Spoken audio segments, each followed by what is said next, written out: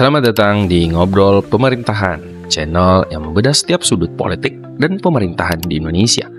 Hari ini kita akan membahas sebuah fenomena yang tidak bisa diabaikan, dinasti politik.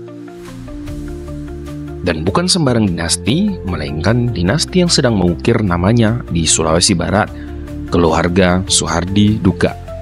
Ya, Soehardi Duka, gubernur terpilih Sulawesi Barat, bukan hanya seorang politisi, dia adalah pusat dari sebuah jaringan kekuasaan yang melibatkan anak, adik, dan bahkan putranya. Bagaimana ini bisa terjadi? Apa dampaknya bagi demokrasi kita? Dan yang terpenting, apakah dinasti ini bisa membawa kebaikan untuk Sulawesi Barat? Mari kita selami lebih dalam. Soehardi Duka, nama yang kini menggema di Sulawesi Barat. Dia baru saja terpilih sebagai gubernur, mengukuhkan posisinya sebagai salah satu tokoh paling berpengaruh di provinsi itu.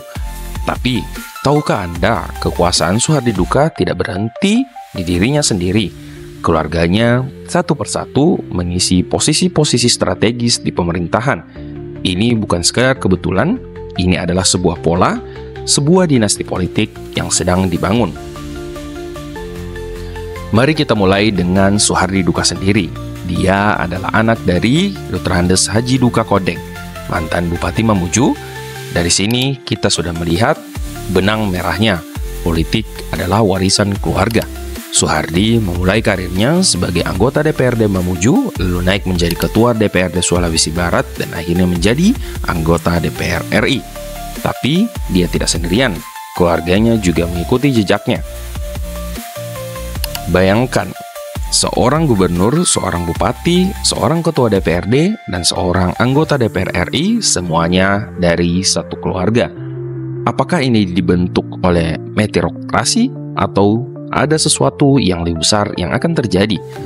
Pertanyaannya adalah, bagaimana ini bisa terjadi? Apakah keluarga Soehardi Duka benar-benar memiliki kapabilitas yang luar biasa, atau ada faktor lain yang memainkan peran? Mari kita lihat fakta-fakta yang ada. Jadi, apakah dinasti politik atau meritokrasi atau mungkin keduanya? Mari kita lihat lebih dalam. Siti Suharni Soehardi, anak pertama Soehardi Duka, baru saja terpilih ke Bali menjadi Bupati Mamuju. Ini adalah periode keduanya. Apa yang telah ia lakukan selama periode pertamanya? Apakah kinerja yang benar-benar memuaskan rakyat? Atau ada faktor lain yang mempengaruhi pemilihannya? Tidak bisa dipungkiri, nama besar Soehardi Duka memiliki pengaruh elektabilitas dari anaknya.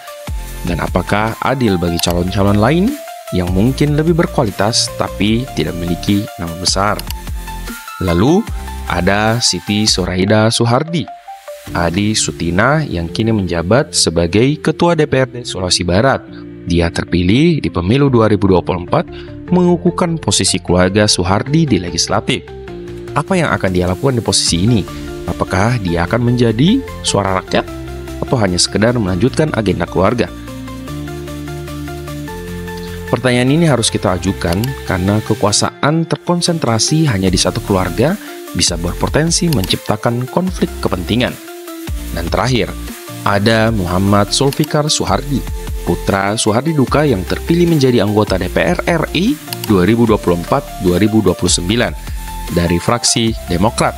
Dia menggantikan ayahnya yang mengundurkan diri untuk maju di Pilkada 2024. Ini adalah langkah besar bagi seorang politisi muda. Tapikah dia siap?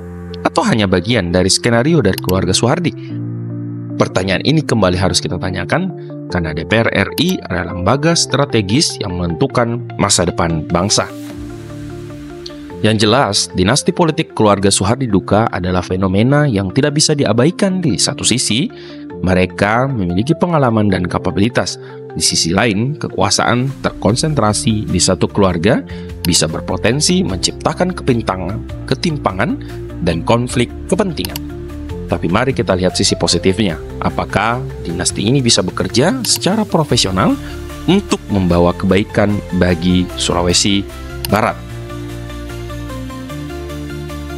Jika keluarga Soehardi Duka bisa bekerja secara profesional, transparan, dan mengedepankan kepentingan rakyat, maka dinasti ini menjadi dinasti positif yang ada di Sulawesi Barat.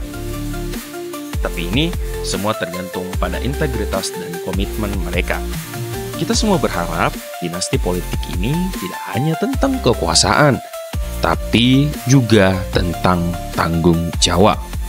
Sulawesi Barat membutuhkan pemimpin yang bisa membawa perubahan nyata. Apakah keluarga Suhardi Duka bisa menjawab ini? Hanya waktu yang bisa menjawab. Politik adalah tentang kekuasaan, tapi juga tentang tanggung jawab. Suhardi Duka telah memenangkan pertarungan politik, tapi pertarungan sesungguhnya baru akan dimulai. Apakah akan menjadi pemimpin yang diharapkan rakyat atau hanya sekedar bagian dari lingkaran kekuasaan yang tak pernah berubah? Terima kasih sudah menonton Ngobrol Pemerintahan. Bye-bye.